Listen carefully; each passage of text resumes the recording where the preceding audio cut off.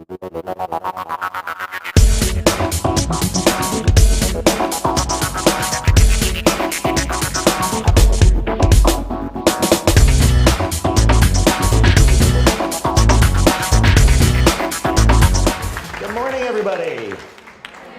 you for coming out. Thank you for making the rain go away just for me here in San Diego. I appreciate that. Although my wife tells me in New Jersey it's warmer there today than here.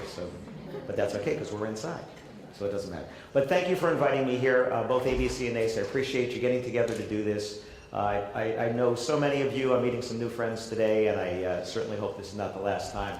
Actually, where's Dina? Where's Dina? Dina and I were Wedding Pages franchises back in the day. We know each other 20 years, something like that. So we haven't seen each other in a while. Had dinner last night. It was like we saw each other yesterday. It was great.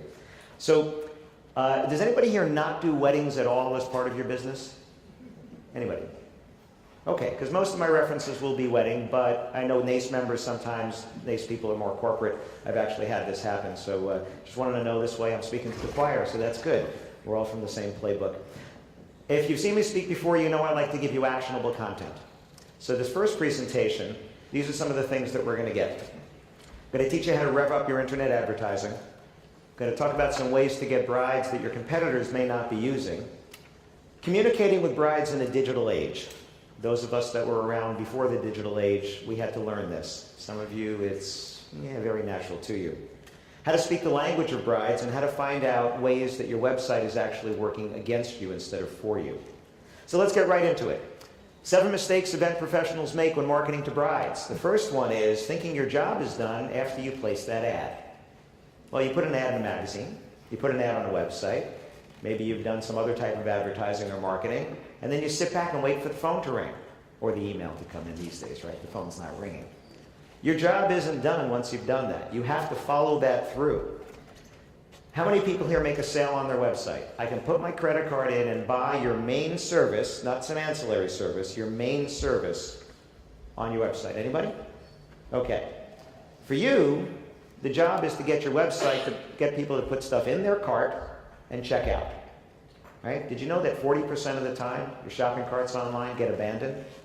40% of the time. Anybody here ever do that? You put stuff in an online shopping cart and then you're like, nah. Yeah, we've all done that. It happens in the stores too. You're walking through the aisles at Target, you turn the corner and there's a shopping cart full of stuff. Like, whoa, nobody around. Somebody wised up there too. 40% of the time online. So your job is to get them to check out. Kind of like with my site. If you want to go buy a book or a DVD or something, you go to my site. I don't want you to put it in your cart. I want you to check out. But for the rest of you, the job of your website is not to make a sale. It can't. If I can't put my credit card in and buy your wedding planning services, your catering services, your entertainment services, your photography services, your officiant services, if I can't put my credit card in, the job isn't to make a sale. The job is to get them to contact you. Is your website doing its job? Or is your website like an abandoned shopping cart? People get there and then they leave without buying anything. The buying this time is contacting you. Your job is to get them to get past that, get that email, get that call. The second thing is thinking that you're only selling catering or wedding planning services or photography. You're not. That's part of what you do. But what you're really selling is you doing the planning, you shooting the video, you having the entertainment, you doing the catering, you doing that particular service because they can get that same service in their mind from a lot of other people.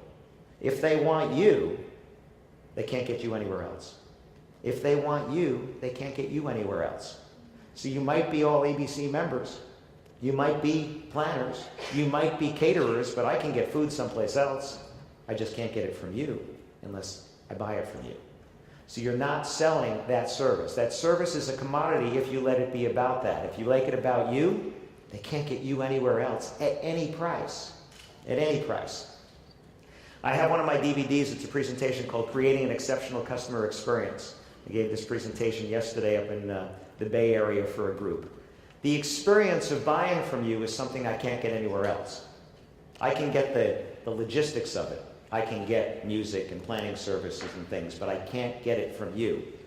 Can you raise the bar so high that even when they shop around, and they will, they're going to come back to you. Just because they have to. They want to. Have you ever gone back someplace just because I like doing business with you better than the other one? Can't really even tell why. It feels better. So in that presentation, and I'll give you a little pieces of that today, what does it feel like to do business with you? Does it feel so good that even when I get a better price, I'm going to come back to you and say, I got a better price, but I'd really rather buy it from you. That's the customer experience. You need to know your unique selling proposition, your USP. I didn't invent this. This has been around for decades, if not centuries. Your unique selling proposition is, why should I buy it from you instead of somebody else? And it's not in the tangibles. It's in the intangibles.